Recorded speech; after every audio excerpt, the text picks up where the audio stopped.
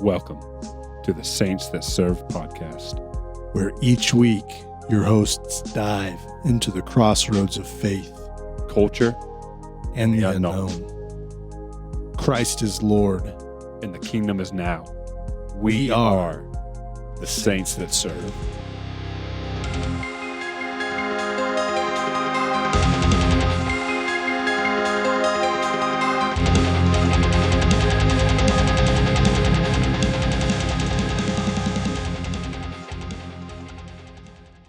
Welcome to the Saints That Serve podcasts. That is the Saints That Serve podcast. With your hosts, I'm Johnny, and I'm Jairus. Same guys every time. If you listened to this last week or the week before that or the week before that, it's always us, except for that one random episode where you weren't there. To all our Russian listeners, we love you. Thanks for tuning in. And we're the same people that have been doing this 42 times. Because this is episode 42. That's right, baby. Welcome to episode 42. We actually have a special episode. We haven't done this in a minute, but... When's the last time we've done this? It's been a while. I mean, it's been since... Since you were sick and we had like 3 weeks where you weren't here? Yeah.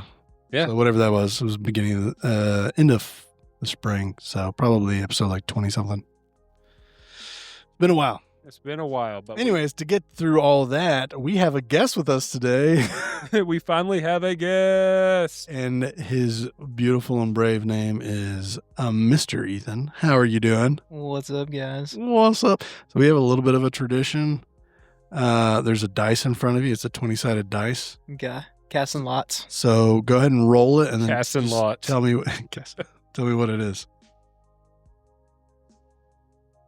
What number is that? A 4. A 4? Number 4. Okay, in the most like doinkity voice you can, just the most unput together, ununderstandable voice you can, say episode 42. Hold on, before you do, was that like you're on your little word calendar? Did you doinkity? Doinkity, is that your word of the day? Yeah, that's my word of the I was day. going to ask you to define doinkity.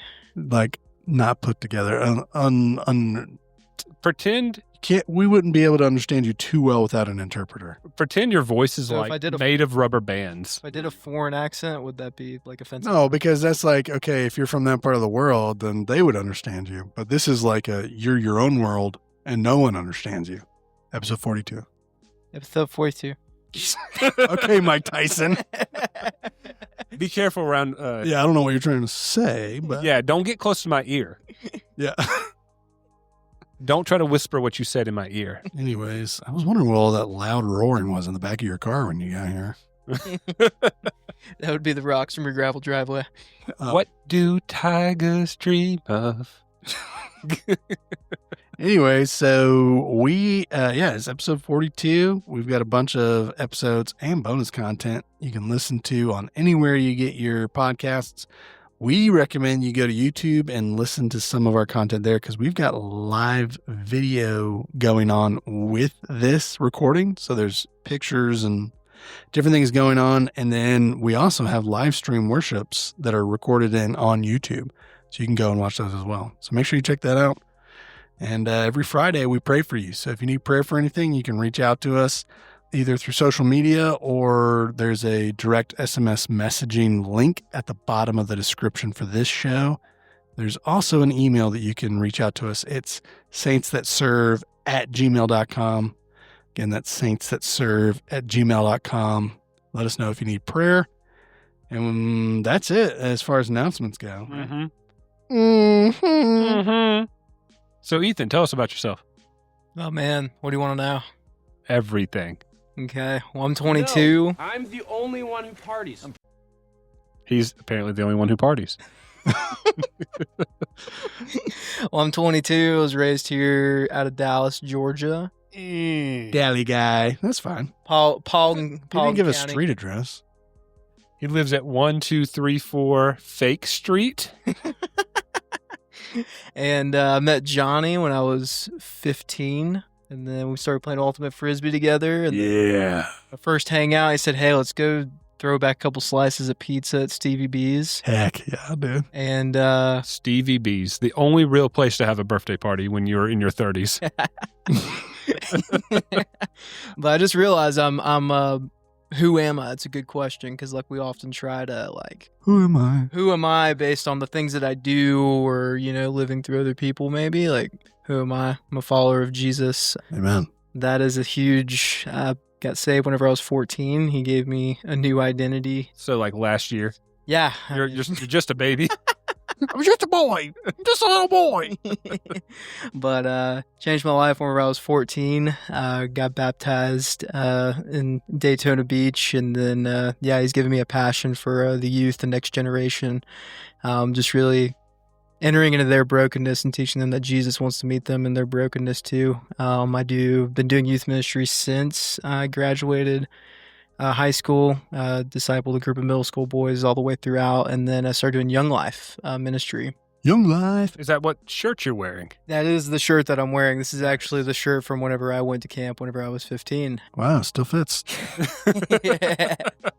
He's just a boy last year, so But, Young Life is it's just that ministry, kind of how Jesus did it, where he meets people where they're at, kind of in their broken places, and just asks them, hey, what's your name? What's your story?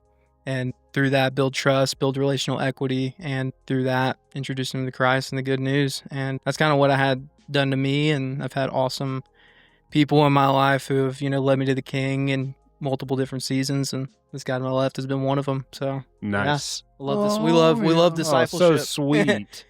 Yeah, I do love discipleship. I think it's great. I think more people should do it. You know what I mean? You know what I mean, Vern? I know exactly what you mean. So what do you like to do for fun? Ooh. Besides break your knee. Another story for a little bit later. What I can do for fun. I love fly fishing. That has become a really great hobby of mine. Camping. I love going on random big trips in different states to different Young Life camps for a weekend. But then, while I'm there for the weekend, maybe go to a national park or go do this and that. Get to go to Colorado in a month and go see a Whoa. couple places out there, which is going to be awesome. So yeah, I love being outside in nature. I love spending time with friends and, just whether that's a coffee. You like going on adventures? Oh yeah. Hey, Charlie! Candy Mountain, Charlie. Hey, we showed that video to our son for the first time Really? to Bigfoot. And we were watching it like dying laughing. And he's watching and he's like, okay. Okay. All right. He's like, They just want to go to Candy Mountain. yeah. And then at the very end, when, like the kicker, The big punchline at the the end. big punchline at the end, we're like, oh, totally forgot about that part. Oh, they took my kidneys. Yeah, messed up. Anyways, so yeah, you like being outdoors? Mm-hmm. Outdoors. Love spending time with my girlfriend. Ooh. She's super awesome. Currently in recovery right now, so I'm trying to tell myself my favorite thing is rehabbing my hurt ACL and Yeah. knee. So yeah, it's been a little bit of a different season. I can't really do a lot of the things that I love doing, but Mm-hmm. I get you. Yep. I used to be an adventurer like you once until I took an arrow to the knee. Is that you? Are you the guy from Skyrim? Cue the Viking music. There we go. All right. Yeah, that's awesome. We love that you're here. Yeah, thanks for having me. We love Thank your you for coming. We love your journey. So we're going to get into tonight's main topic. So Tyler, this is your transition. Are we though? Do you want to do the game first? Let's do the game first. Okay, never mind. Tyler, rewind. We are going to transition into a mini game that we're going to play. So, Tyler, here's your transition into do the do or don't. Okay. So I have, how Mountain Dew has some wacky flavors? And if you don't, that's even better.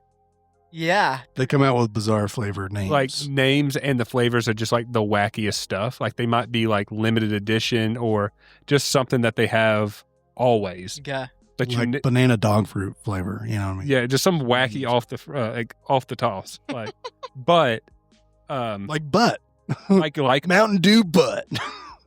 But so I have a list of 20 here, Okay. and I'm going to read you off this Mountain Dew flavor name. I'm going to give a description, and you're going to have to tell me, both of y'all, Yep. whether or not that's real or something I made up.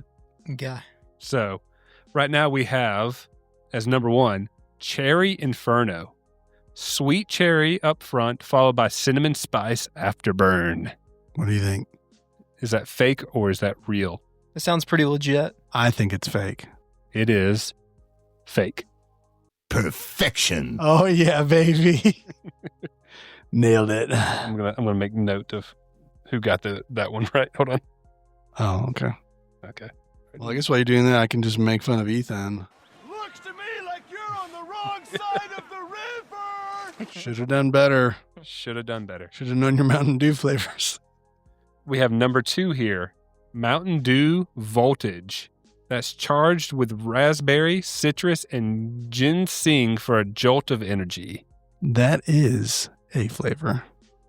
I'm dialing it in, Regis. Ethan Fake. is real. I feel like I can't agree Nailed with you. You got to do the opposite of what I say.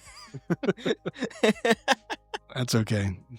This That's okay. guy, I'm okay with winning. we know which one of you is healthy and don't drink Mountain Dew. Yeah. We know which one of you has your life together. Number 3, Solar Shock. Ooh. That is a citrus and pineapple punch meant to mimic a summer sunshine. Solar Shock. Fake. I think it's legit. Solar Shock. I'm dialing it into yes. Not real. It's not real. Dang it. Mission failed. We'll get him next time. Unreal. Now we have Thrashed Apple. Thrashed apple. That is a bold burst of sour green apple with a crisp finish. I'm going to say no, sir. That is not a flavor. I don't like it. You don't like it? Not feeling it. So you're both saying fake? Fake. Fake. That's real. Unreal. The green apple made me a little skeptical. I don't know why. So number 5 is Citrus Storm. High voltage citrus flavor with a twist of grapefruit. Is that real or fake? I like it. No. I'm going to say no. That is made up. Perfection. You're not perfection right now. Neither one of you, Ugh. all of them, neither one of y'all are perfect now. No, I'm the only one who parties. Purple Thunder. Hairy plum meets smooth vanilla. Bold and stormy. Purple Thunder. I Fun. don't like it. Fun fact. This may or may not be exclusive to Circle K. I don't like it. I don't like that Circle K, guys. Now that you said that, I feel like I'm being trapped into it, but I'll go ahead and say, yeah, it's a real flavor. It's real. Come on, don't be crazy. Is that Nacho Libre? Yes. Yeah. We had an episode last week, not last week, a couple of weeks ago, where we talked about Nacho Libre. Well, I mean, we talked about Nacho Libre for Cinco de Mayo, so a while ago. Man, that's been Then- forever ago now that yeah. you say it. Last week's episode, we talked about slapstick comedy, so it came up again. So, yeah, we're having fun here. Fitting. Yeah. Number 7, Supernova. A fizzy fusion of strawberry and kiwi with a light spark. That is a flavor. Yeah, I've had it before. You've had it before? You sure you've had this before? This guy. Are you sure? You trying to tell us it's fake or what? No, it's real. Okay. Nailed it. Lava berry. Fiery raspberry with a hint of jalapeno heat. That I is. like it. Oh, we got a trash cat in the house. We got a guest and Trash Cat come back. He was, I guarantee you, he came into the house with the intentions to go back there to lay down and go to sleep. But now that he saw that we're here, he's like, oh, hang out for I'll lay right. right here on the ground. Here you go. Anyways, yeah. So it's legit. Yeah, the So lava berry. lava berry. You think it's real? I know it's real. All I right. like it. You like it? Yeah. Y'all both got it wrong. It's fake. I like the raspberry. The raspberry really seemed fitting for the Mm-hmm. lava. I just was thinking, okay, we're gonna do it. I think next week we're gonna talk about Mountain Dew flavors and natural disaster or disasters that happen. A little hint for next week. A little hint for next week's corner, but there's a conspiracy that Mountain Dew predicts when a disaster is going to happen, be it natural or other, Based off their flavor name. and they put it in the flavor name. I thought that was The Simpsons.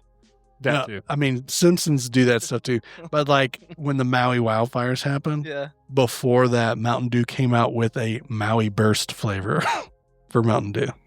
And there's been a couple other ones. It's a little convincing.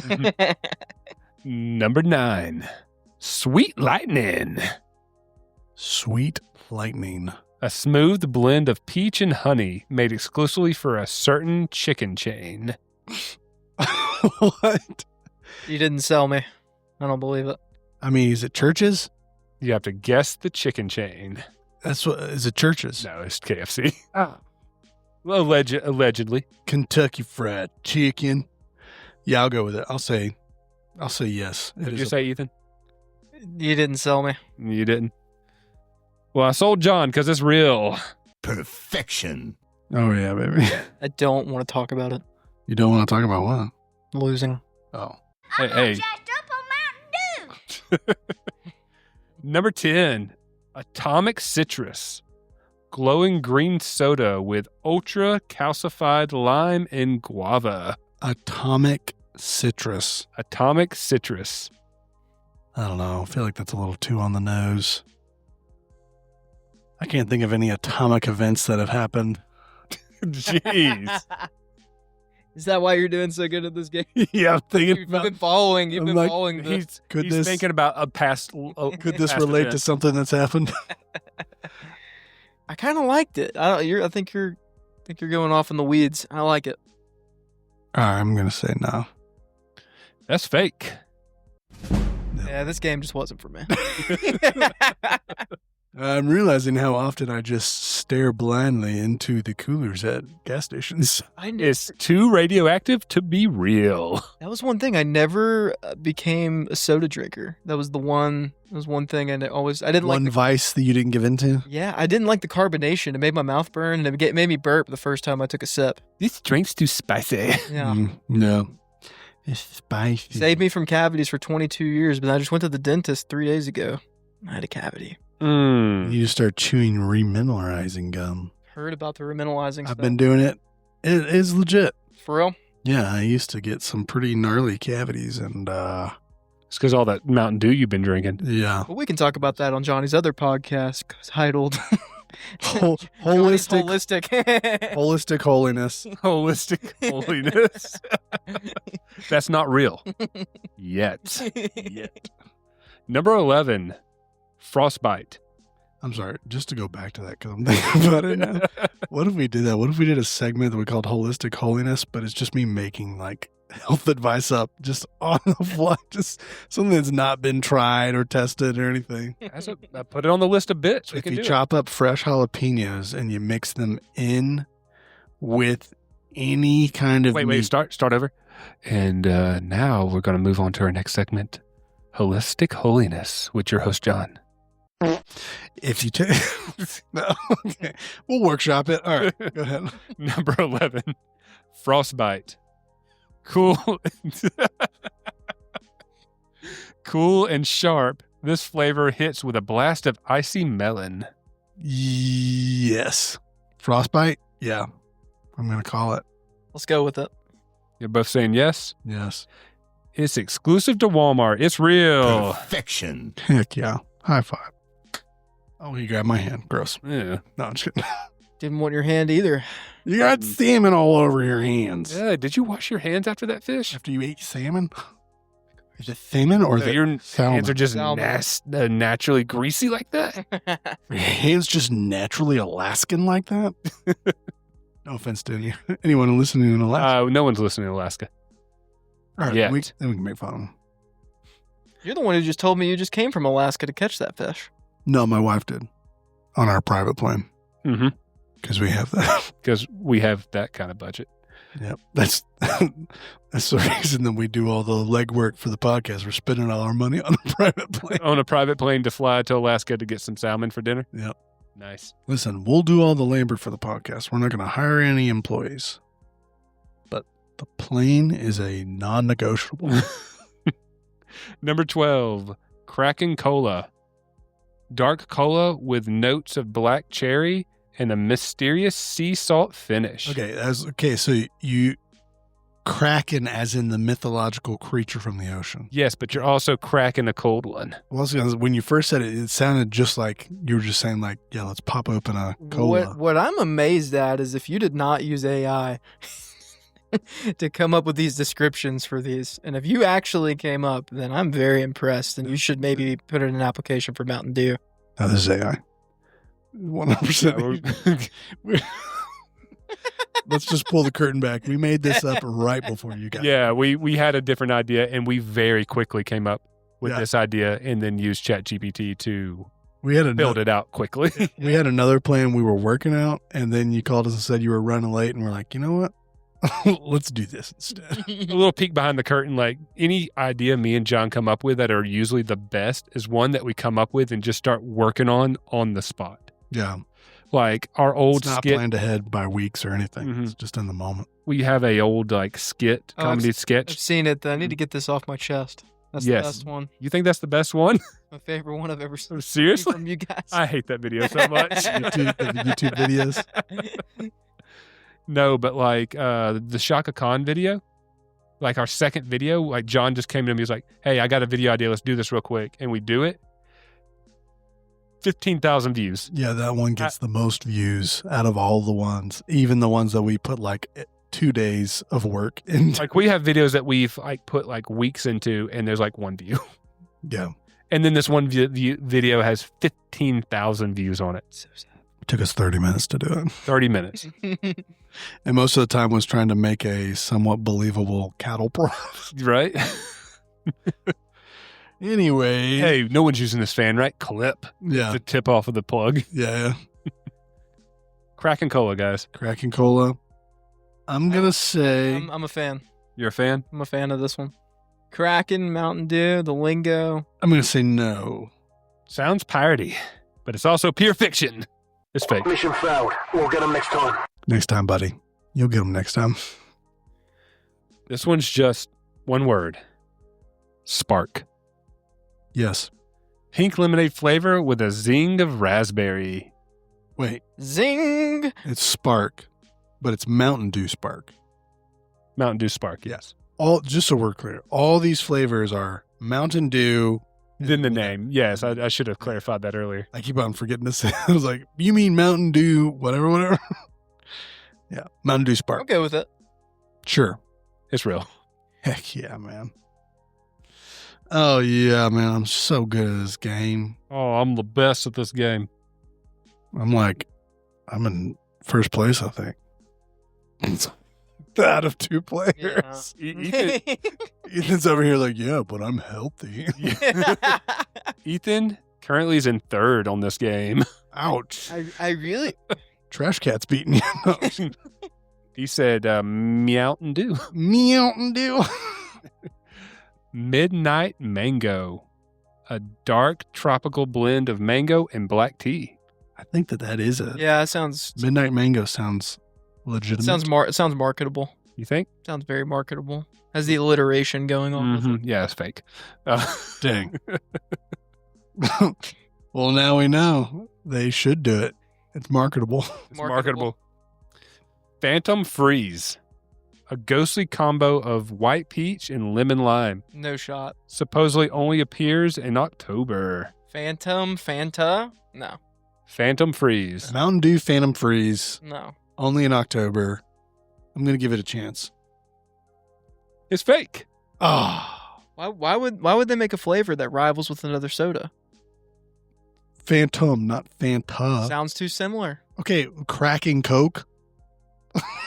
Well, the Kraken Cola was fake. It was. Yeah. It was. I'm finding Okay, I'm seeing the connections. here. patterns. I've got my eyes on you, ChatGPT. All right. So okay. Code Red. A cherry infused twist. Yeah, I'm thinking that. Fake. A cherry infused. Shut your twist. mouth. No, correct. No, correct your answer. You're going to look really silly in the comments. It is an actual flavor. It's very famously real. It's a very famous like Tell gamer. how much of a non-soda drinker I am. You don't have to be a soda. You just have to walk down an aisle of Walmart. I was just testing how familiar you are with this flavor. Obviously, it's real. All right. I'm going to give y'all both this one. Yay! Thanks for the setup there. Well, you literally have to walk into any GameStop in the past decade and see Mountain Dew Code Code Red. Red. So If I'm being honest, I've never had Mountain Dew. Like I don't even. We're going to have you on as a guest again, and you drink your first Mountain Dew on the show. Okay. I've had Doritos. Does that make me? or we can do the That Coke. makes you eating nasty chips. We can do the Coke Pepsi challenge, but do it Mountain Dew and then whatever the other. Mountain Dew and What is Coca-Cola's competitor? It's like a citrus. Mellow Yellow. Mellow Yellow? There we go. I think Yeah. it's Mellow Yellow. So we'll get a Mountain Dew and a Mellow Yellow, and you have to guess which is which. Okay. We'll have you on soon. Okay. See you in 6 months. No. Baja Gold. Yeah. Almost had you there, didn't I? Baja Gold. No, absolutely not. Fake. A pineapple-infused version of Baja Blast. Fake. Actually, I think that is. Fake. I think they did come out with that. It's real. Yeah. I think it ain't because it did I not. was like, no, Baja Blast. I've heard that one before. Yeah, but I think Baja Gold, they did do it, but it did not do well because nobody liked the pineapple. No. Mm-hmm. Pineapple is a very risky thing to do. Like, Yeah, I feel like pineapple and it's not a Yeah. blend for just anything. Like, it's got to be a very specific thing.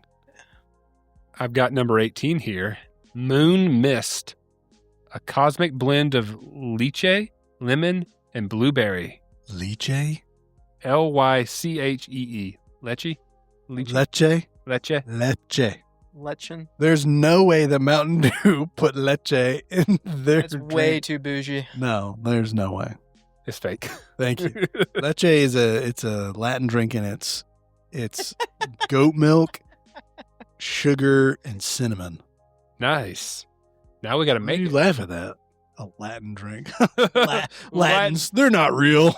They don't drink. Yeah. They don't consume liquids. We have Livewire, an electrifying orange citrus soda that first launched in the summer. No. You Isn't already, that you a already said different? Isn't that a different soda name? Livewire? I don't know. You tell me. You tell me. You tell me. Didn't you say like electric something earlier? Like I don't think they would have done two of them. Livewire, Mountain Dew Livewire. I could see it. I'm not a fan. I'm trying to think of if there's another soda though called Livewire. I'm mixing up LimeWire, which is the streaming Which is the service. piracy site. LimeWire, yeah. I'll give it a chance. So you're saying no? No. It's real. Perfection. Every single time I think I've gotten one time that I've disagreed with Johnny. All right. Some things I'm just born for. You know what I mean? Last one. Like this is when I believe in predestination. Is these moments? I was born to know the dew. because I do the do. Dragon Fruit Frenzy. Mountain Dew Dragon Fruit Frenzy. An exotic dragon fruit and kiwi combo with an extra kick of caffeine. I don't think that they would do the actual like fruit name, Dragon Fruit Frenzy. Or that they would put extra caffeine in this drink. No, they would You'd be- definitely yeah. do that. You'd be I'm not surprised. familiar. They have an entire like sub brand of it Of that's caffeine. literally that. It's like, hey, you've got Mountain Dew, but now there's an energy drink Mountain Dew. Is it real or not, I'm guys? gonna give it a wait. What was it? Mountain Dew Dragon Fruit Frenzy. Yes. I'm gonna say no. Ethan? I feel like I'm gonna regret it, but I'm gonna say no. I'm gonna side with the beard of wisdom here. The beard of wisdom? Now I'm definitely getting it wrong. No, you're not. It's real. It's fake. Yeah. Perfection. So tie. Yeah, that was a tie. That- Yeah, on that one particular answer. you got yes. a tiebreaker. No, hold on. Let's This next round's worth 10,000 points. Mountain Dew Baja Blast. Is it real or is it fake? Fake. Hold on just a second. Okay. All right. Go ahead and give us the last flavor. Oh, No, tell it. Oh. Just say it again.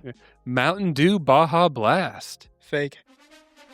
I'm going to tell you right now, brother, that this is the most realist of real things you've ever heard in your entire life. That, my sir, is real. That's my favorite Mountain Dew flavor. It's very good. They it's only served in Taco Bell's, Mm-hmm.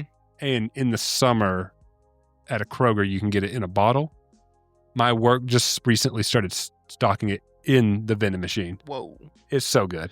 I was in a gas station trying to just get water, and this guy walked up to me, and he's like, if you take that blue Powerade and you mix it with Mountain Dew, it's Baja Blast. And I was like, oh, that's cool. He's like, yeah, man, that's all it is. It's just blue Powerade. And then he walked off, and I was like, oh, man, I just wanted water. It was so funny. He was just over there, like, looking at the machine, like, going back and forth, tweaking a little bit. He's like, you look like you like Mountain Dew. Did you know how to make Baja Blast on your own? Anyways, yeah, so that was, what did we title that? Do the do or don't? Or don't. Good game. Where'd GG. we go? GG. Hold on, I'm counting up the numbers to see who won. Oh, come on. Oh, we don't have to talk about that. Come on, don't be crazy. I mean, no offense. I like the Talladega Nights sound bits a little bit better. All right, so Talladega Night. I don't think I've done a Talladega Nights. I'm on Jacked Up on Mountain Dew. Oh, Yeah. Yeah. I'm all jacked up on Mountain Dew. Yeah. if you're not first, Ricky. you're last. I was high when I said that. Unreal. So I don't know if there's no way to build up who won this at all. Ethan, you had 8. Johnny had 15. That's not bad. No, I mean, it's half. You got a 75. We can tell who drinks Mountain Dew and who doesn't. You know what? That was some good math. Yeah. Good job on your 75%. I sat there and I'm thinking like, I got a 40. yeah, it is. I got It a is. 40. Good math. Quick maths. Quick maths. We did it, guys. Good job. Do Good the game, do everybody. or don't. Do the do or don't. All right, Tyler, this is your transition. We're going to go into our main topic for tonight. So, the main reason that we have Ethan here with us is because he is a generation after us. He is of the generation Gen Z. He's just a baby. Yep. So, he's our token Gen Zer because Janelle had to go to Guatemala. Oh, Guatemala. Guatemala. So, Ethan's here. And And we don't know any other young people. yeah, so your boy Janelle. No, I'm just kidding. You're just a boy. Where'd you know? I'm just a little boy. So anyways, what we're going to be talking about is app usage and the differences between Gen Z and millennials in their app usage. So yeah, we're just going to get right into it and kind of just talk about what are apps we're using, what are apps generally used by different generations. So in my research, the generational, like the top 3 apps for millennials are YouTube, Instagram, and Facebook. Those are kind of the top 3. And it's because millennials like, Really? You have Facebook on yours? yeah, for millennials. I don't have that on mine. Oh, yeah, I do. I'm sorry. It's just not as high on my list.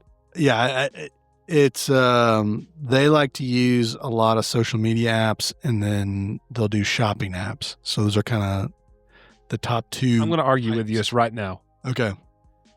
You really think that millennials are using Facebook at all? My list says Instagram, YouTube, and TikTok. So general usage. Okay. So yeah, this is where the difference is. I should have clarified. I think it's still used, but like it's like, Most of users on Facebook are millennials. 80% of usage on Facebook is by millennials. really. Yeah. So they may not be using it as much as other apps, but they're the most active generation on Facebook. I think it's used for like events and like contacting the older generation that's on Facebook still. I'm just reading to you stats that I have. I'm reading to you the stats I have. I'm not trying to, I'm just saying I'm going to argue. No. that it's probably not the most used app by millennials, but the most activity on the app is by millennials. Okay, I could get behind that. Yeah. And the second one is YouTube. It's most like the most people on it using it is 70% millennials. I feel like that YouTube is one of those just why like everybody uses YouTube. Yeah. Like there's no generation that isn't using YouTube for one reason or another. Yep. So, and then I put Instagram, 50% use is by millennials. So those are the top 3. And that's how like, That's pretty high in my opinion. yeah, it is. I think it'd be a lot now less. this study was done 2-3 years ago. So it's not truly accurate anymore. I feel like that there's going to be Especially after the TikTok deal. When TikTok went down, I think Gen Z is starting to move over to other apps. Well, TikTok's still around. I mean, it's still around in the United States. You're talking about for that like one day it got taken down? Well, but if you didn't have it, you can't get it now. You got grandfathered in. No, If you had can it. still. You You can still. can still get it? Mhm. Oh, I was I lied to. don't know how true that is now because you are right. I forgot about that. It was a thing, and I thought it was, but I had to, for the surgery that I just got, TikTok is actually a really good tool for being able to see people's recovery and like, hey, this is how my, recovery, this is what I did, these are the things that we got. So I did a lot of stuff on TikTok, downloading and looking at stuff. So you can still get TikTok. Okay. Did you have TikTok? Prior to, no. I started using it in high school, and then it was too much. You had an account at one point, is what I'm saying. And I still have an account. I just don't have the app. Okay, the thing is, That's what I'm saying is if you didn't have an account. Okay, well then that might be maybe. Yeah. Maybe if you go back and re-download it, you won't be able to use. create an account. You can't create a new No, account. I don't even think you can download the app.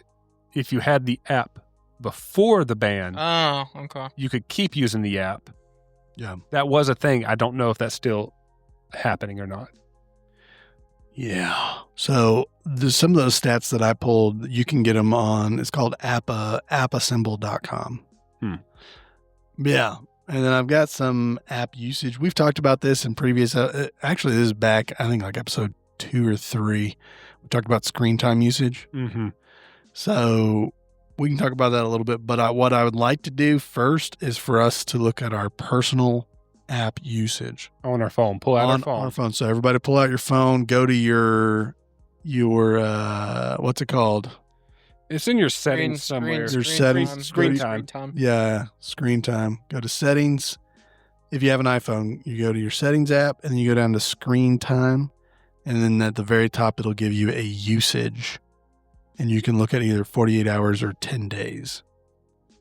So I'll go and give mine real quick. The top 3 apps that I used, according to my battery life for the last 10 days, and this was done like a week ago, but for a 10-day span, number 1 was YouTube at 29%.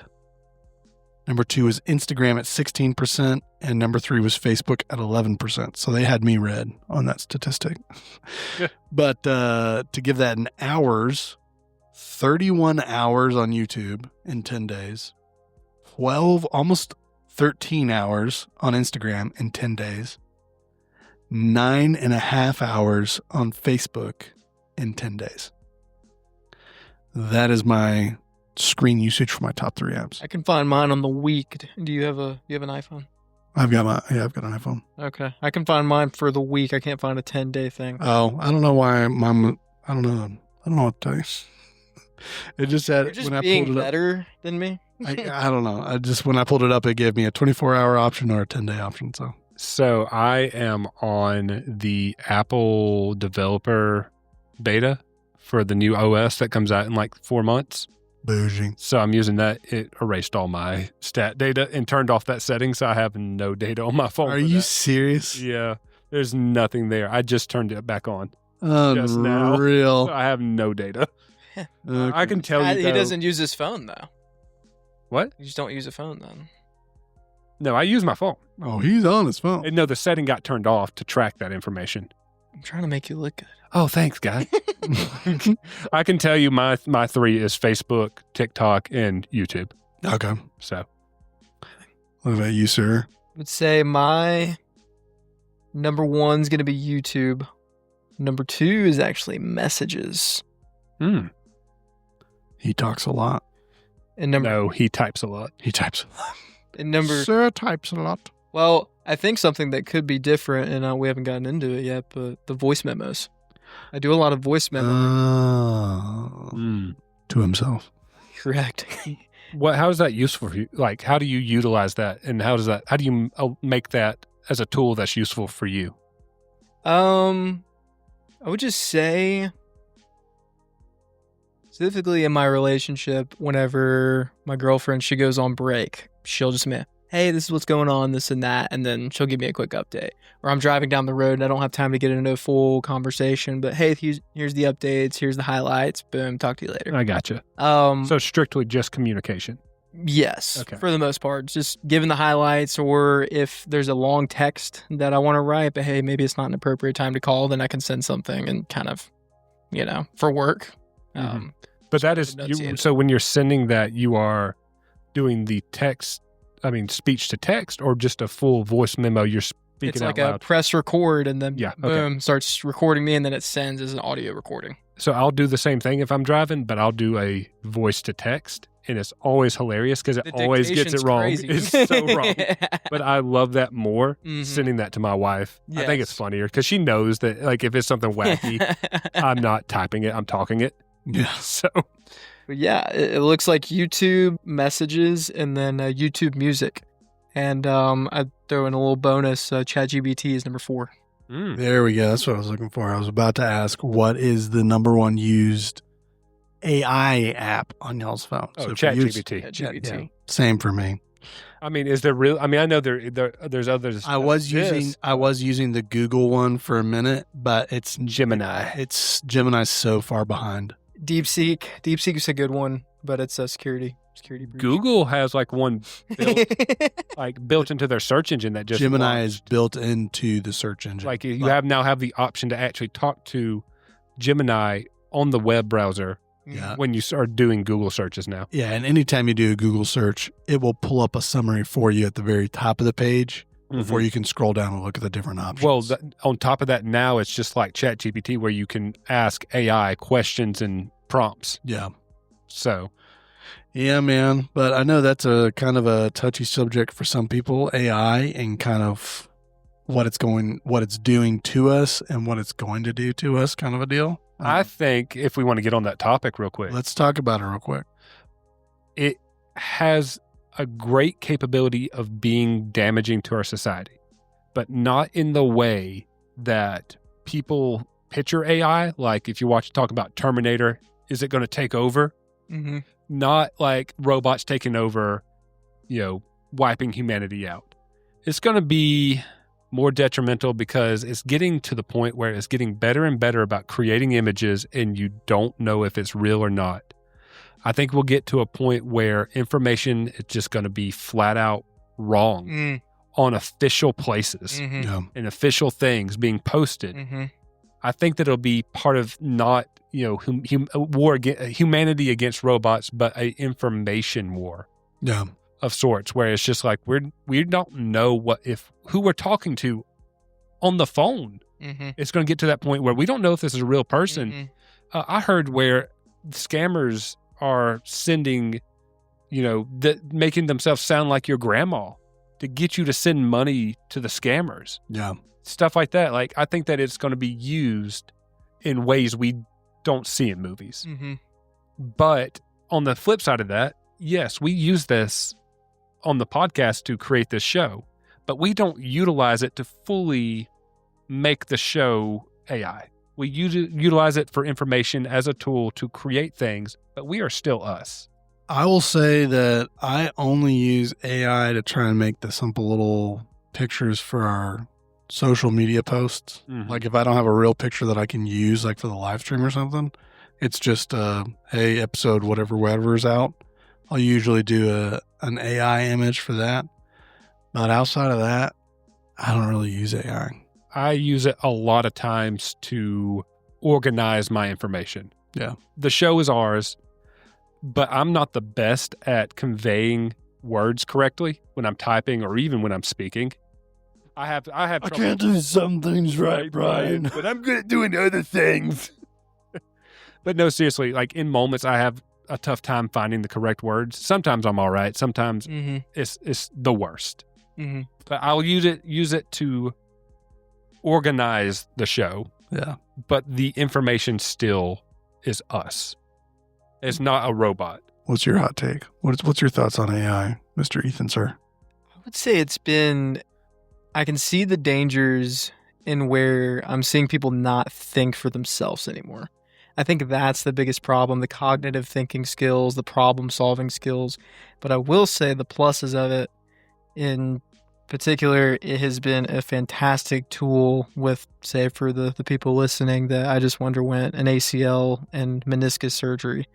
It was very beneficial for keeping up with my medicine. It was very beneficial for my nutrition. It was very beneficial in telling me what to eat, what not to eat, what medicines to take, what not to take, contradictions, symptoms I was feeling, things that I wouldn't have known, and I would have had to continue to blow up my doctors and potentially have to go in for more visits. It saved me time there. For my work, it can generate on house projects. It can generate pictures of what something can look like with something taken out. For example, I had a job where a customer needed a skylight taken out of their roof, and they wanted to know what it could potentially look like. So I put it into AI, ChatGPT. Hey, what does this look like by you taking out the skylight? And it showed me a whole picture, and she decided to do it, and she was really happy with it whenever we came out and did the final result. Mm-hmm. I would say for new research and wanting to learn new things I don't know about, nutrition's been a big one here recently. Just going off in the weeds with questions, I can just continue to, it says I use it about 2 hours a day, which maybe one day was a really long day or something like that. I don't say I use it 2 hours every single day, but Yeah. There's definitely been some days where it's been like, Yeah. Mhm. some long days of going back and forth on asking a lot of questions, but I can really go off on the weeds with it, and it's taught me a lot. But I can see how the cognitive thinking skills can definitely affect us in society for sure. And like you said, yes, if people utilize it to think for them, that's a problem. I know people who use it for counseling, and I think Mhm. that's where it can get a little dangerous. Whenever you're looking at somebody to give you personal advice, whenever it's not real. No, and the thing that people don't really fully understand about ChatGPT is that it's not actually self-thinking. A lot of the data it is getting is pulled from Other the people internet. using it too. Yes. So it's a mixture of data that's out there, and it can be wrong. Mhm. Like, you could put that information in there for nutrition and it recommend cyanide. Put in a teaspoon of cyanide, and it's like, oh, okay. And if you're not thinking for yourself, Mm-hmm. Yeah, I think that AI tools are just the natural progression for the trajectory we were already going. Because if you look at the screen usage in general and screen time in general, people are on their phones so long that they're not critically thinking as much as they used to. So their faculties are diluted, because if you had to troubleshoot on your own, it takes time. So to speed it up, do a quick search on your phone, YouTube video, Google search, whatever. Pull up the information you're looking for to resolve the issue. Boom. And as more and more time is spent doing that, then now the task that became like this is the quick fix is now slow. And so it's like, okay, we need the next best thing. This needs to speed up. I don't need to sit here and type in my this prompts. website, and then look at this, and then this website's a scam, and then this website. Exactly. I need something to filter things out in the blink of an eye, so that I can just get the answer and move on with my day. So that's the progression, because I've got some stats here. Basically, millennials, we use our phones about 7.2 hours out of the day is what we're on our phones. Waking day. that is a work day. That is a work day. Full 8 hours, guys. But it does make you ask the question, how much of that is music? Well, so I wouldn't consider that active. No, no, this is active screen time. Okay. Not your phone doing something, battery usage. This is active screen time. Your screen is open, and it comes out to be about 205 minutes a day for a millennial. That number was lower before the pandemic. It went up. So you're saying that because we were stuck in our homes Yeah. that the only thing you had was that phone. And so the habits were formed through consistently using your phone. Yeah. And they've just stuck going forward. So people started, I mean, you know, as technology was developing, people were utilizing the quick search idea by just using their phone rather than going and looking at a book or talking to other people or whatever.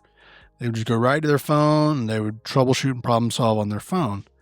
Pandemic happened, life stopped, and people needed something to do. And so they got on their screens and they spent all their time on their screens. And just got, everything was so quick, to the point to where now all the quick stuff is starting to slow down a little bit, And then people started finding AI and started realizing like, hey, this can speed things back up for me. Mm-hmm. I can keep going. Just for all the listeners, this is my hot take. This is not like some of the numbers that I'm giving are actual studies, but my opinion as to why we got to those is this. Just because I've noticed this, people, I mean, I had never heard of people utilizing AI because AI has been out a long time, but utilizing it in the way that it is advanced to where we're at now is a very recent phenomenon. You know, I remember when the first AI was coming out, it was Cortana. You remember that with Microsoft? Yeah. So it was Siri. And then Cortana. Was Cortana, was that the one at the bottom of your desktop? Yeah. Yeah. Mhm. But that was like for computer settings, wasn't it? Like, I feel like that was. You No, could that use, was you could quick. use her offline, but she was designed to go with your online settings. Comparatively, it was more closer, like you said, with Siri and Cortana, where they were closer to search engines than AI assistants, Mhm. where ChatGPT is now a AI assistant in the way that we've always pictured it being, like Siri and Cortana. Well, when Siri and Cortana came out, they were sold as or pitched as a virtual personal assistant. And now with the newer AI apps and things that are out there, they're not pitched as a personal assistant. They're pitched as an encyclopedia. Mm. They're the answer to all your problems. They're the cosmic encyclopedia. Which is crazy because if you flip those two, that's actually how it is. Yeah. Yeah. So interesting stuff. I also found it, and this was convicting to me. I was like, man, I really don't want to be a part of that. But 42% of millennials haven't gone more than 5 hours without looking at the social media. Jeez. I saw that stat and I was like, dude, I don't want to be a part of that 42% that does that. Younger millennials check their phones around 150 times per day, significantly higher than the average of 58 for, who is that? It doesn't say who that 58 number is. So disregard that. You know who could tell you? Who could? Yeah, ChatGPT. Yeah. And then for younger generations right now, for 15 to 18, it's 7.5 hours a day of screen usage. 9-year-olds, 11 to 14, it's 9 hours a day.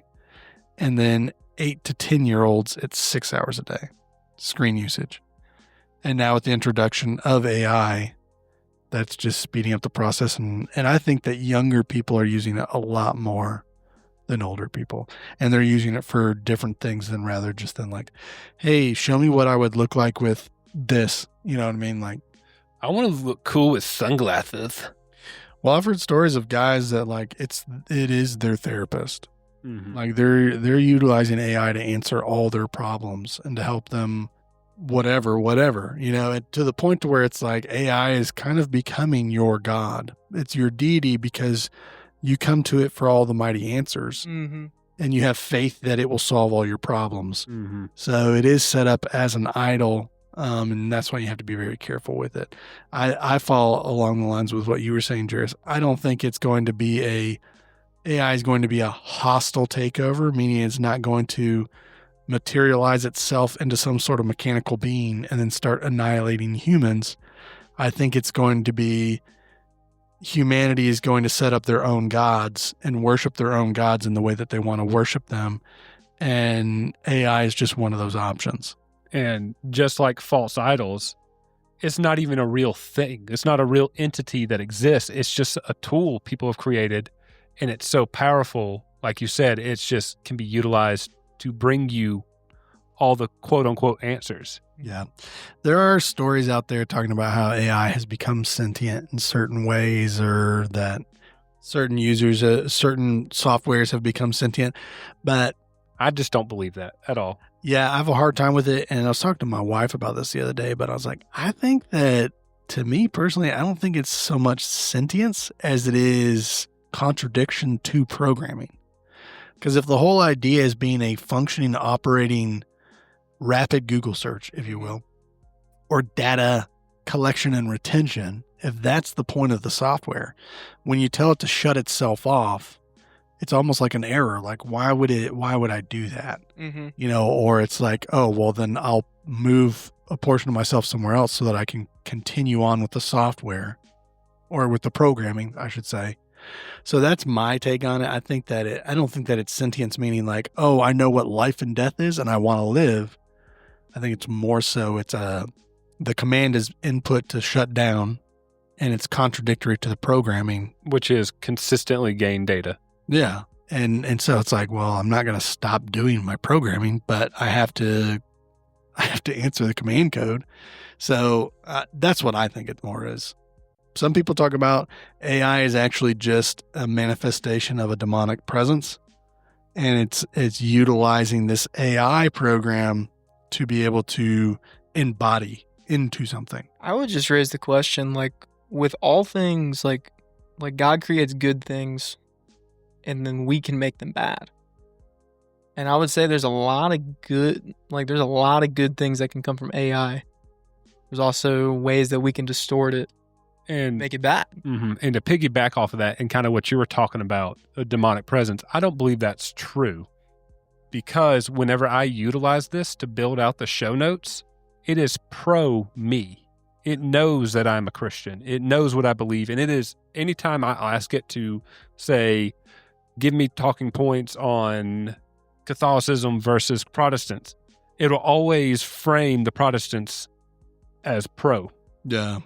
Anytime I build something out, just kind of using that as an example, it's never sat there and told me, actually, I know this is what you believe, but God isn't real. You know, it doesn't do anything like that. Yeah.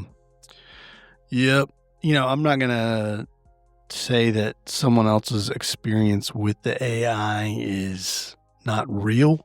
I do believe that the demonic can manifest in ways to lead people astray, especially if the people are leaving themselves open and susceptible to it. And it comes back to what you're talking about. Like, it can be used as a tool for good. It can be used to do good things, but in the nature of man, where we're self-focused and self-worshiping, we will set up gods that are palatable for ourselves, that will not make us compromise our own wants and desires. So AI will be utilized as an idol for people. And sometimes it'll be out there in the open. People will be like, yep, yeah, I love it. I use it for everything. I'm all about it. And some people will be like, oh yeah, I mean, I use it, but I could stop anytime. You know, they're almost in denial of the idolatry that's happening. It's just like the phones. Just like, and then we come back around. It's just like your phone usage. Like, we're on our phones 7 hours a day. Can you really give it up? Like, Yeah. no, we honestly live in a society where it's like We're too integrated. There's too much that we rely on with these little pieces of expensive plastic in our pocket. How are you going to run your business without marketing? How can you run your business without having the ability to call somebody to solve a problem? You can't. You have to have a phone with you. Our society is too built around the necessity of a cell phone. Unless you homestead. Well, I will say that that's where we get into this. Like, when you have to operate in the world, you have to be aware of, there are some things you got to play the game the way that the world plays it. But that doesn't mean you allow those things to compromise your faith in Christ. So I think as Christians, it is a very good idea for us to do fasting from our phones. I know that somebody just cringed in that moment when I said fasting. But I mean, intentionally taking your eyes away from your screens and putting them on Christ and saying, God, I am aware of what this is and what is going to try and do to me. Protect me from that and help me to dedicate this time to you. So it's important that we do that we take our eyes away from our screens and we put them on Jesus, because if we don't, then, our screens will become our God. Whatever we put our gaze on is what we will worship. I have a testimony from, this past year, going to Sharp Top Cove, which is a Young Life camp in North Georgia with some of my Young Life boys. And one of the key elements of a Young Life camp is you take up their phones before the camp starts. And right before you get to the camp, they pretty much go over the bus intercom and they say, all right, guys, 5 more minutes, send those last texts, make those last phone calls, and then we're going to take up phones. Kids are freaking out. They're like, what? Because a lot of kids don't even know they're going to lose their phone. Like, what the heck is going on? And they go there, and about a day or two in, they're like, I don't even remember what my life was without a phone because I'm enjoying being here so much. Yeah. There's this one kid, I'm not going to say his name specifically, but we did Chad. Yeah, Chad. We went up, we climbed the mountain, the main camp hike. And we got to the very top, and all of his friends, they would always just make fun of him for always scrolling. Like, oh, he is, 5 hours deep in dopamine hits on TikTok, and it's, all this. Yeah. And I got to talk to him because we go up to the mountain and be like, guys, this is what life with Jesus looks like, is getting up in the morning and spending time with him in a quiet place. Silence and solitude. And I love modeling that for these kids for the first time for some of them. And we got up there, they got their 30 minutes of prayer. And just sitting there being alone in silence, and started walking down with Chad. And pretty much I was like, what do you think about the camp? And he was like, honestly, this is a lot more than what I thought, because I feel like my whole life is just filled with dopamine hits. And useless scrolling. And I was like, man, that. So when they do lose the phones, when we do get it taken, when we do fast from them, we realize man, is this really good for us? Yeah. Is this good for my soul? Yep. And a lot of times the answer is not really. Yeah, when we're in it and we're utilizing it, we're not even aware. But when the phone is absent, when the screens are absent, and we're reflecting on life, we're like, what was I even doing? Why was I even using that? Why was I even utilizing that? Because when you really break it down, I mean, we saw it with our app usage. Not Jairus, because he wasn't tracking. He doesn't use his phone though. But I mean, for the amount of stuff, I'm great. yeah. Hey, thanks for that setup. He's in his own world. For my work on a day-to-day basis, things that I use my phone for are less than 1% of the battery usage on my phone. And so the argument of saying we need our phones to function, to be able to work in society.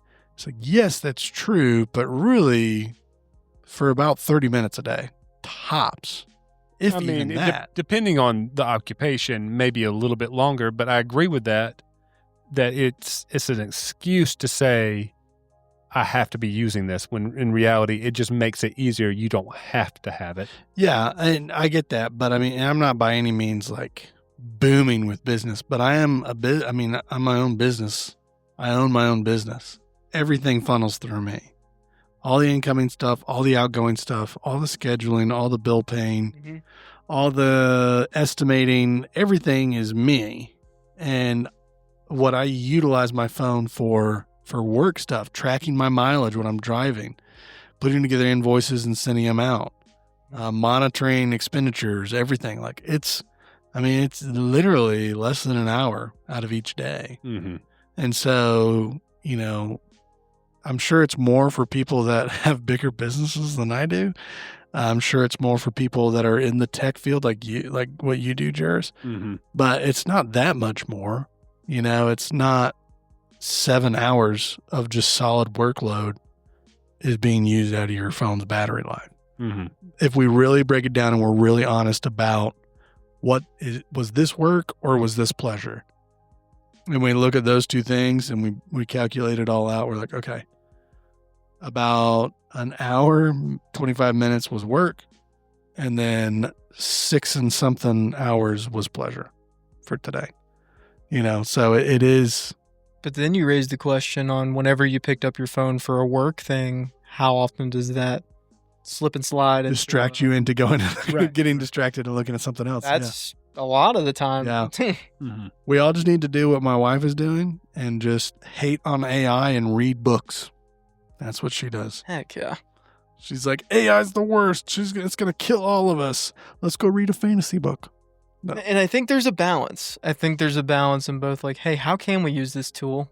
Without it becoming your whole entire personality. Your, and your life. immediate boom. Let me just go to this. Let me just go to this. Mhm. I found myself, like, whenever I first started using, like, checking, hey, all right, this isn't good. I'm not thinking anymore. Oh, I'm actually asking this a personal question. I'm Yeah. not going to a brother. Mm-hmm. Mm. I'm not asking for prayer. I'm asking for answers. Yeah. And you can, let's take a Old Testament example, right? People are utilizing wood to build houses, cities, farms, For good things. tools, all of that. They're also utilizing wood to build idols. Mm-hmm. So, wood is the material. How you utilize it is how you utilize it, Mm. right? Stones. They would use stones to make idols.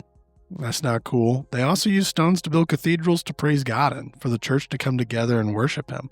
So the stone is the stone, but it's what you make it in your life is whether it's good or bad. Mm-hmm. So you could use that in a virtual sense, like a personal assistant. A virtual personal assistant is a virtual personal assistant. What you utilize that assistant for determines if it's good or bad. So that's how I would look at it. And I think, like, sermons. I wasn't using AI the last time I had done a Young Life talk, but I just think about, like, man, how many of these sermons are going to be Holy Spirit led versus AI led? I do want to caution people, because there has been stories where influencer, like, was just a Christian influencer, put a verse of the day up or whatever, put it out there, posted it, moved on with her life. Other Christians saw it and then were like, that's not a real Bible verse. But it had the name of the book of the Bible and then a within reason chapter verse Whoa. statement, but the actual words were incorrect. Mm-hmm. So that's the problem. That's where the glitches of AI are, is that it will. Sometimes it doesn't create in truth. It creates to mimic truth. Like reality, not truth. Yeah. Like it, Mm-hmm. it'll say, "Oh, I know that the book of John exists, the chapter 11." But if it can't figure out what that says, it will try to mimic what should be there. Yeah. So you got to be careful with that. The word of God is the word of God, and it is sacred. So we can't play around with it. But yeah, AI can be used in a good way, but it should not be your number one thing. I think that's the biggest thing is you can sit around and you can debate both sides, but it's, I think with all Christian debates, all like anything, it's like, okay, what are you saying? What are you saying? Okay, now how can we, where can we meet? Mm-hmm. Yeah. Where can we meet? How can we, bearing one another in love? Where Church. I don't 100% That's where we'll meet. agree with you. Church. We'll meet you at church. Yeah. Yep. Cool. Being curious. Being what? Being curious. Being curious. Curiosity. You know what they said that did to the cat? Curiosity kills. Where's Tom? Oh my gosh. Trash cat. All right, cool. Well, we need to start winding down. So you guys ready to do our last little bit? That's right. Let's do it. We're going to go into the corner. Step inside, if you dare.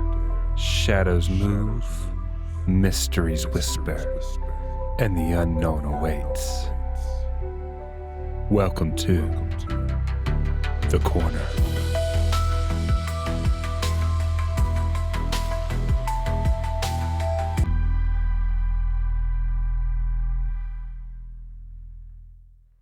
Are you guys ready for this? You guys ready to hear about what we're going to talk about for? He's been on fire with these bit intros, so let's see if he can. No, this is, I don't have a bit intro for this time. Okay. All I have is this. We're going to talk about the Glowcaster Ghoul. The Glowcaster Ghoul. So I brought this one up specifically because our good friend Ethan here is a firefighter. The Glowcaster Ghoul is a cryptid creature from Glowcaster, Rhode Island. All right. It is a ram-like figure with wings and fiery eyeballs or balls of fire as eyes. It is known to either shoot fireballs from its eyes or breathe fire. So it has to do with fire. So is it a dragon or is it Superman? Or is it a plane? Or is it a reindeer? Maybe grandma. Grandma got Maybe ran we should over. call- Grandma got ran over by the Lancaster Ghoul. Maybe we should call our grandmothers right now. No. So this is what makes the story. All right. So the Glowcaster Ghoul was first sighted by a man named Albert Hicks, who was a pirate. Okay, hold on. Already with that last name. Hicks. Yes. Albert Hicks was a pirate, and his goal was to make himself well known by his pirating escapades and the treasure that he accumulated, right? So they found out about another pirate's treasure stash. It was something kid. I can't remember what the other pirate was. Jimmy the Kid. Maybe. But they were in the woods looking for his treasure. And Mr. Albert saw this ghoulish creature with wings and fiery eyes in the woods, and it freaked him out and his companions, and they ran out of the woods. My understanding, and if anyone knows the story, they can feel free to correct us in the comments. My understanding is he was arrested because he's a pirate for piracy. And a part of his testimony was, well, the reason we came running out of the woods is because there's this ghoulish creature in the woods that has fiery eyes and it shot fire at us. So the first story is coming from a pirate looking for another pirate's treasure who was scared out of the forest by a specter that he claims is guarding the other pirate's treasure. And then he was hung for being a pirate. And then other people since then have seen this entity in the woods. It has never harmed anybody, but it is, all the testimonies line up with what it looks like. And yeah, it's just a fiery specter who's out there spooking people out of the woods so they don't find the treasure. Are there any movies? Any movies made on this? No, not that specimen? not that I know of. But what made me the first thought that I had, this is where my mind started trailing, was the description of the Glowcaster Ghoul is similar to other cryptids in the kind of northeast of the country. The biggest one, or the most commonly known one, is Mothman. All right. Yeah. A big winged creature with red eyes or fiery eyes, right? This feels like a cryptid Inception type situation where it's like Yeah. a cryptid. So you're talking about Mothman, who people debate whether or not that's real or not. And now you're saying that this guy actually saw Mothman and they came up with a different cryptid based off of a cryptid that they saw that may or may not be real. So no, the Glowcaster Ghoul is older than Mothman. Okay. Well, it's hard to say that because allegedly there's some Native American. The reports of Mothman versus the Lancaster Ghoul. What we know as Mothman today, all those reports happened in the 60s. And then ever since then, it's been I feel like they had to make a Scooby-Doo episode on this guy. maybe. Jinkies, it's the ghoul. What I'm getting at is if there is a cryptid-like winged creature that's in the Northeast, it's popping up in different communities and they're giving it different names, right? But yeah, Glowcaster Ghoul is Rhode Island, Pennsylvania, Mothman, and then there's a couple others in a couple other places. But that got me thinking about, okay, what is the demographic? Okay. So New England, that's going to be lean more towards Protestant. Rhode Island specifically, it's pretty high percentage Catholic. Mm-hmm. And then, Pennsylvania, I think that is more Protestant because there are, Quakers and stuff like that. So they would not fall into the Catholic team, if you will. But a big thing that's happening in the Northeast is there is a steady growth in the witch community. So the covens and all that stuff.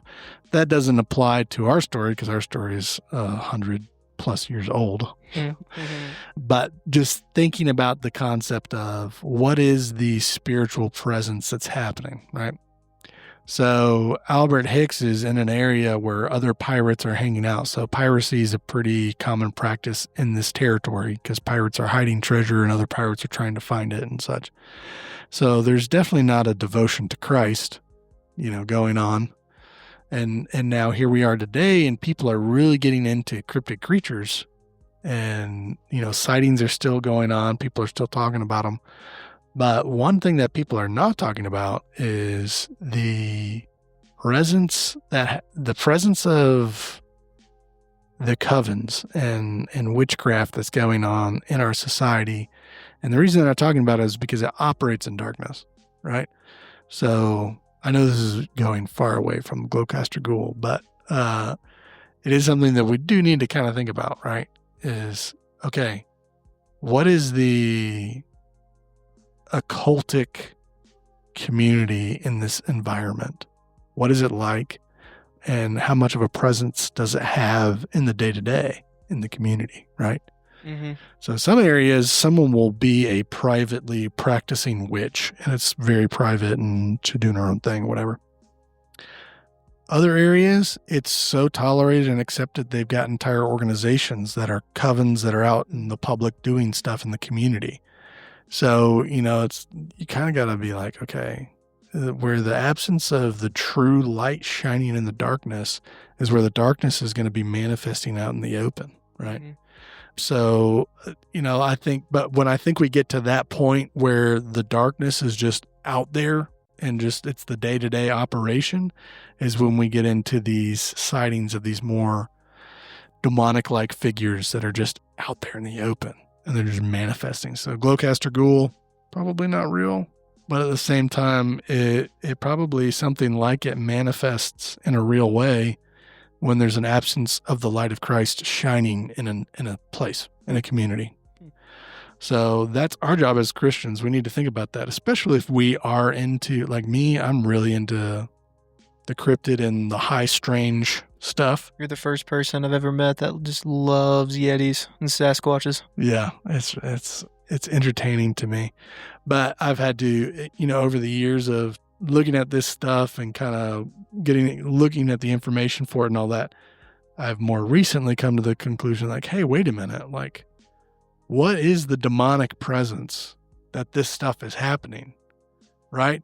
Because once again, it's when the light's not shining and the darkness is just operating in the open, then things that would seem mythical or unbelievable tend to manifest because the darkness is so present that things that are dark, like demonic presences and spirits and things, they're going to occur.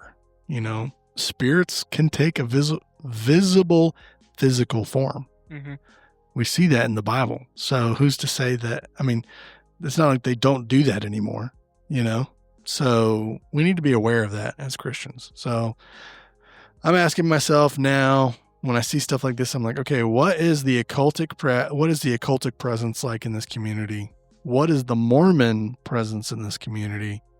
And what is the kind of like cult-ish, like dances the line with the occult organizations? So things like covens, things like the vampiric community of Louisiana, or different stuff like that.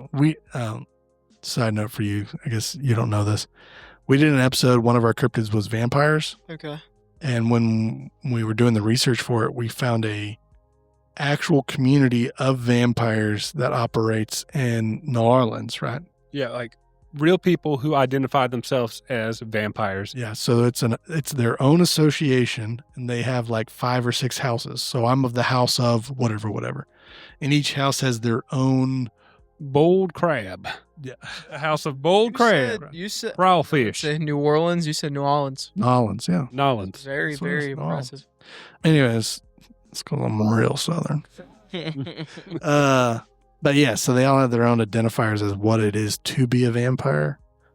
But it doesn't change the reality that they're all like, yeah, we're vampires, so we like suck blood and stuff like that.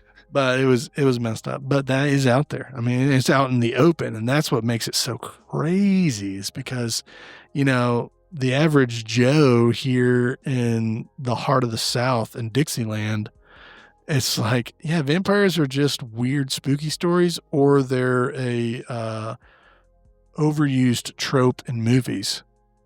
But it's like in other parts of the world, it's like, no, they're real. People believe that they're vampires, or, they are vampires or whatever, crazy. That's something else, is like, just because also you imagine them a specific like cinematic movie fake way, they're still practicing something evil. Like it's okay. They're not actually spiritual immortal. Immortal. Thank you. They're not actually immortal creatures who actually suck blood because that's their necessity and turn into bats. But there are people out there identifying with that and using that as their image, and they are drinking blood, sacrificial, there are people that ceremonically. So they're not like, the idea of Dracula vampire may not be so legit, but there are people that are practicing vampirism where they suck blood, human blood, from a human body. Mm-hmm. And there's alleged stories where it's like it does revitalize certain individuals, right? And, in some ancient, I think traditional Judaism kind of folklorish stuff, these ancient people groups like the Anakim, the Amorites, who were practicing these blood sacrifices, and they're like, yeah, they would consume human blood, and that's why God was bringing his judgment on them, is because they were practicing the most detestable practice, right? And that's why all the stuff with the giants, that's why giants are always a negative thing. They're not a positive thing. It's because giants practiced blood sacrifice and blood eating or drinking and stuff like that. So, definitely detestable to consume blood. God says, don't do it. It's the essence of life. And if you kill someone solely to take their blood, you're literally doing that. You're taking their life and consuming life. And God didn't design us to be that or do that. Mm-hmm. So, yeah. Do the do. God's the life giver, not us. We don't get to take life to give ourselves life, if that makes sense. So do the do. Or don't. I'm all jacked up on Mountain Dew. There you go. All right, well, that's all I got. Glowcaster Ghoul, I'm just telling you, don't go looking for treasure in the woods, Ethan, and you should be good. Aye, aye, Captain. Aye, aye, Captain. Oh, no. All right. No, that was good. All right, well, that's all I got. Is there anything else you guys want to? Yes. So I'm going to pose a question to the audience as we close this episode out. Okay. All right. If Bigfoot were to use a phone app, what app do you think would be the most used by Bigfoot? Oh, I bet you people are going to start putting that in for that new AI vlog that's going on. Have you seen that? Mm-mm. The Bigfoot vlog? It's all AI'd? It's all AI. It's a Bigfoot walking through with a selfie camera. Oh, I have seen that. Yeah, I've yeah. seen that. Yeah. It's awesome. It's a vlog that's going on, AI vlog that's going on now. But yeah. I wonder what that would be. What would... Probably Hinge. Hinge? He's on a dating app. He's alone. He's on Bumble. He's on Bumble. It's just something really wholesome. He's using ABC Mouse because he's learning English. No, I'll tell you what he's on a lot. He's on Nike. Nike has an app? Yeah, Nike has an app. What do you do with the Nike app? Well, he's trying to find a shoe big enough, but I'm sure you can use it for other things. Oh, gotcha. Foot Locker, maybe he's on Foot Locker a lot. Target. Guy's got to eat. Guy's got to eat, man. And he's got to get his nice furniture pillows. I need throw pillows and I need broccoli. Ethan, thank you so much for joining us on this 42th 42nd episode of the podcast. I Yeah, love man. it. Thank We you guys really for having me. appreciate you coming on. For sure. And we love you. I love you guys. Gross. Just kidding. All right. Well, this has been episode 42 with the Saints That Serve. Christ is Lord. And the kingdom is now. We are The Saints That Serve.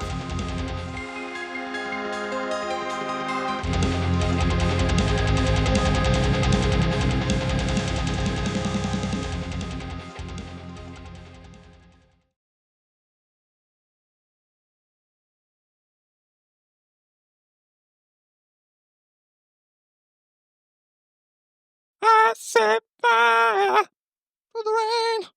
Watch it home. Watch it burn. Touch your name.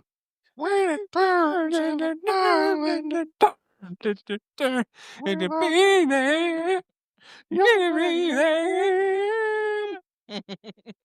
I said, oh. Wow.